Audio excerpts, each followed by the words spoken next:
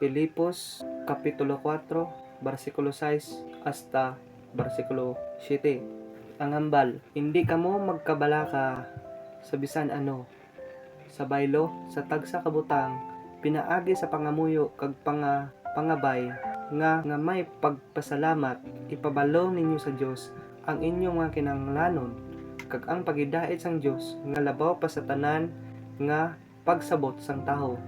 Amo ang magabantay sang inyong tagipusoon kag hunahuna paagi kay Kristo Jesus. Good morning guys. Good morning mga ka-vibes. Kamusta ang tulog nyo? No? So hindi tanay sa bang magtagalog, mailonggo tanay sa bang. So try to look this picture guys.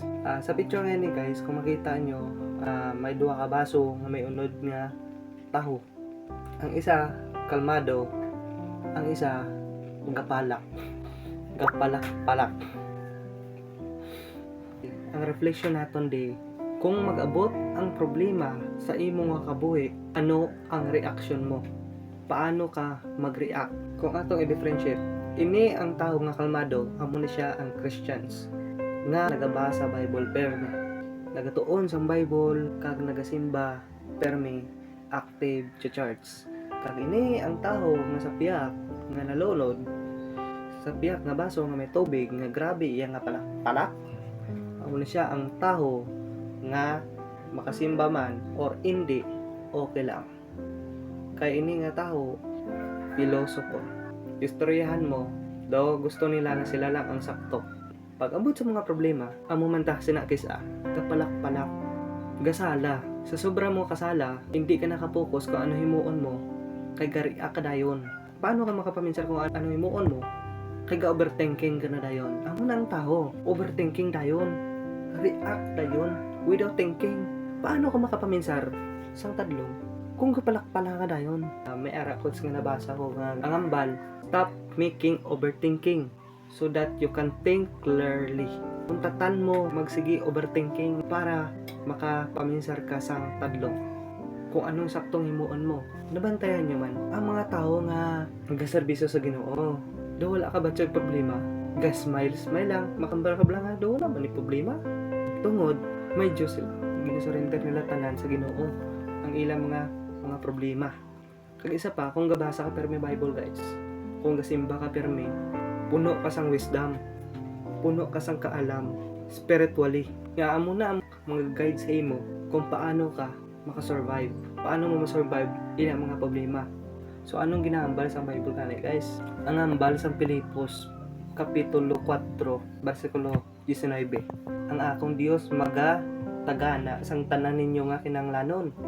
Suno sa iya manggad sa himaya paagi kay Kristo Jesus. At tagkatama guys.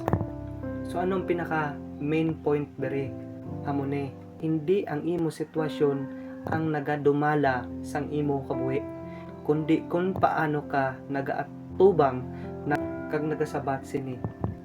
Magsalig sa Ginoo kay siya ang magatagana para sa imo. In short, tanan isurrender ta sa Ginoo.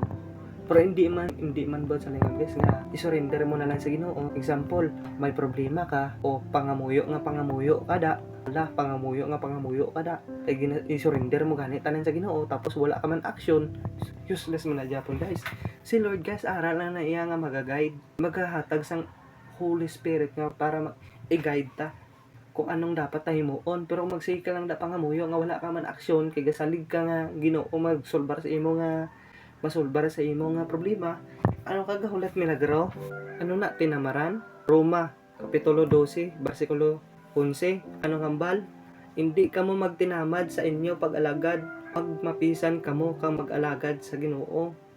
Hindi kamo magtinamad. Although nagambal ang Ginoo nga i-surrender niyo ini tanan sa ako, ging surrender mo tuod, pero wala ka man aksyon kung paano ina masulbar. So paano ka i-guide? Kaya wala ka man ganing gagiyo kung paano na masulbar. Example, wala ka bugas, si Lord pa madulong na si mabugas. Si Lord pa ngita instrumento nga tao para buligang dulugan ka na bugas, para magkabugas ka. Kung i-reflect ini, may mga tao gani nga gambal nga simba-simba amo man na Japon. Karelate ka mo na. Kung diri na lang abi mga muyo, diri na lang mabasa Bible o nga ang masimba pa amo man na Japon.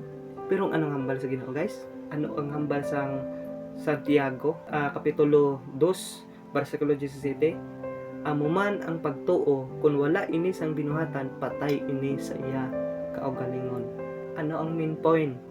Ang main point diri, ang matuod nga pagtuo, makita sa aton mga binuhatan. So paano makita imo mga binuhatan kung gahulat ka lang man tuod sa blessings? Wala ka aksyon. So paano makita imo nga binuhatan? So amo na gani guys, hindi gid magtinamaran. Kung ano ang ginpugas mo subong, mo man ang imo aniyon sa ulihi. Amo na ang hambal sa Galacia, guys. Kapitulo 6, versikulo 7. Ang hambal niya, hindi ka mo magpaluko. Ang Diyos hindi malimbungan.